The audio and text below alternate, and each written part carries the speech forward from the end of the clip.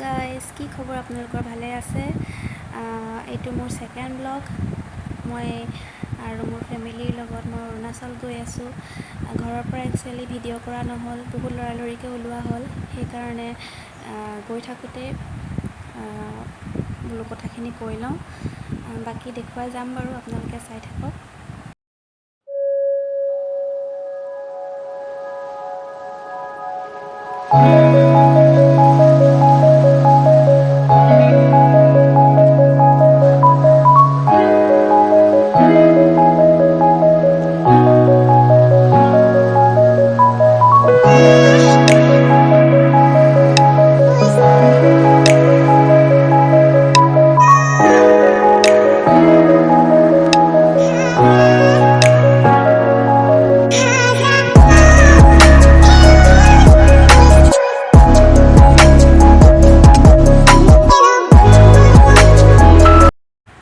আমি ভালুকপুং পালোহি।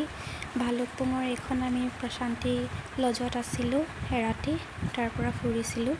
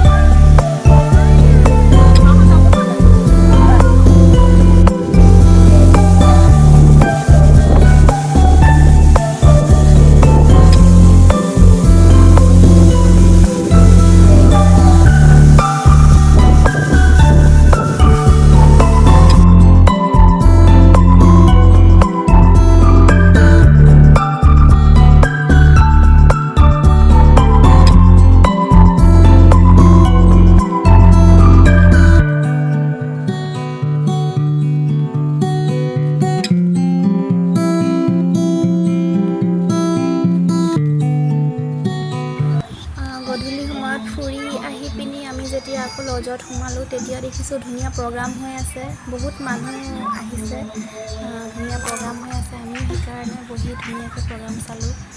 ভাল লাগিলে প্ৰগ্ৰামটো চাই।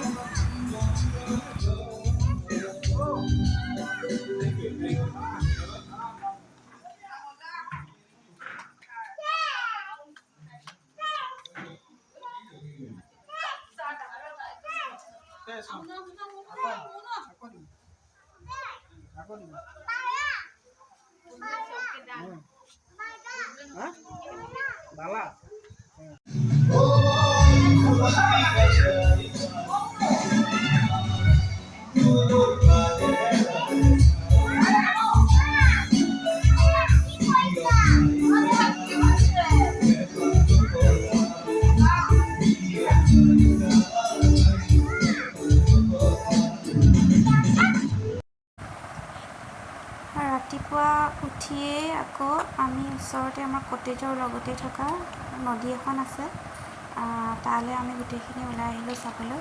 বহুত ৰ'দ আছিল, বহুত গৰম, কিন্তু চাবলৈ বহুত মন আছিলে, কাৰণ নদীখন বিৰাট ধুনীয়া আৰু পানীবোৰ ইমান ঠাণ্ডা, পাহাৰীয়া পানী। গতিকে নোৱাৰিলোঁ আৰু থাকিবলৈ, ছাতি লৈ হ'লেও ওলাই আহিলোঁ গোটেইখিনি। ফটো চটো তুলিলোঁ আৰু বিৰাট ভাল লাগিলে। আপোনালোকেও চাওকচোন।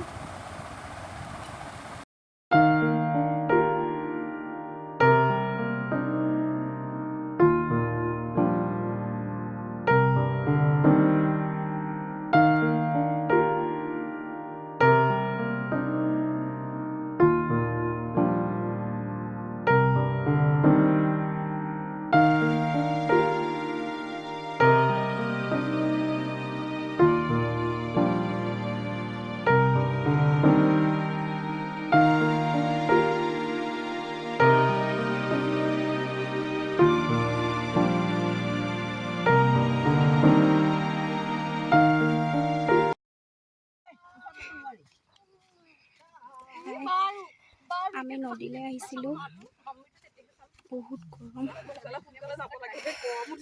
এতিয়া ৰুমলৈ গৈ আছোঁ।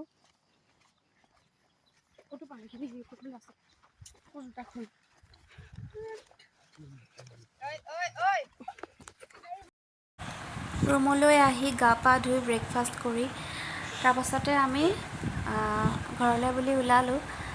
ভিডিঅ' একচুৱেলি কৰা নহ'ল, বহুত ভাগৰ লাগিলে আৰু মোৰ টিকলাটো অলপ চৰ্দি লাগিলে, তাৰ গাটো অলপ বেয়া কৰিলে, সেইকাৰণে ভিডিঅ' কৰা নহ'ল। তাৰ বাবে বেয়া নাপাব।